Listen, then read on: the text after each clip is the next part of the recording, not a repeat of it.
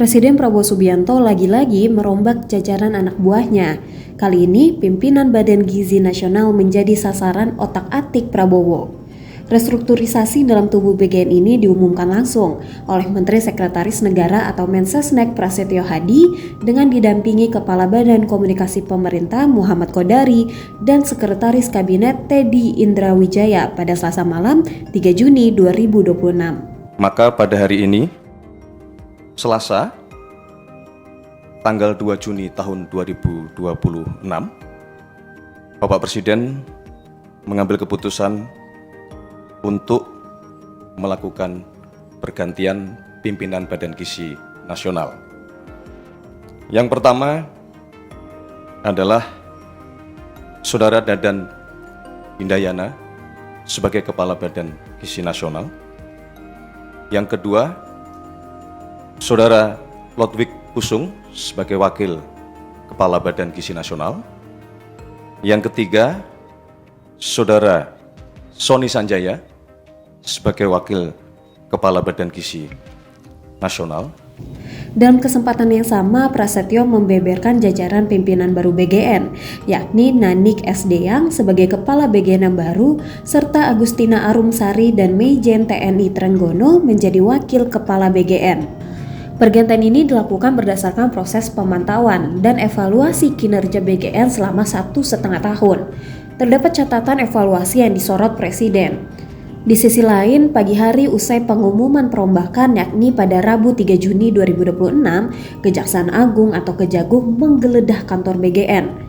Penggeledahan ini dilakukan oleh penyidik Direktorat Pidana Khusus atau Jampitsus Kejagung RI. Lalu bagaimana sebenarnya kinerja BGN selama di bawah kepemimpinan Dadan?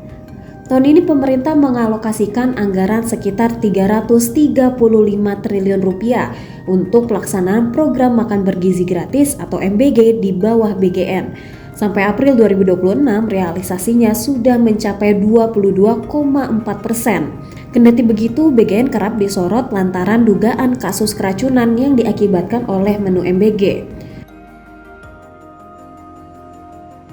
Hasil monitoring Jaringan Pemantau Pendidikan Indonesia atau JPPI sejak awal tahun 2025 hingga April 2026 menyebutkan setidaknya terdapat 33.626 pelajar RI yang mengalami keracunan usai mengonsumsi menu MBG. Tak cuma berkaitan dengan kasus keracunan, BGN beberapa kali menuai sorotan, terutama di media sosial terkait dengan berbagai pengadaan, mulai dari kaos kaki, laptop, sampai alat makan MBG. Saat itu, Dadan menyebut berbagai pengadaan itu merupakan kebutuhan operasional dari salah satu program prioritas Prabowo tersebut. Baru-baru ini, pernyataan Dadan yang belak-belakan ingin menjalankan MBG di Arab Saudi juga menjadi perbincangan publik.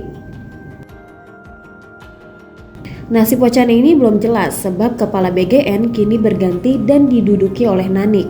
Meski dirinya sebenarnya bukan orang baru di lembaga itu. Sebelumnya dia menjabat sebagai Wakil Kepala BGN Bidang Komunikasi Publik dan Investigasi. Nanik juga menjabat sebagai Komisaris Independen PT Pertamina Persero berdasarkan keputusan Rapat Umum Pemegang Saham atau RUPS tahun buku 2024. Pada Pilpres 2019 lalu, Nanik menjabat sebagai Wakil Ketua Badan Pemenangan Nasional Koalisi Adil Makmur, pasangan Prabowo Subianto Sandiaga Uno. Dirinya turut dikenal sebagai jurnalis senior di tabloid Bangkit dan sempat berkecimpung dalam peliputan isu sosial, politik, ekonomi, hingga gaya hidup. Pertanyaannya, apakah perombakan di pucuk pimpinan BGN sudah mampu membenahi secara keseluruhan catatan evaluasi yang diberikan pemerintah? Well, bagaimana menurut Sobat Bisnis?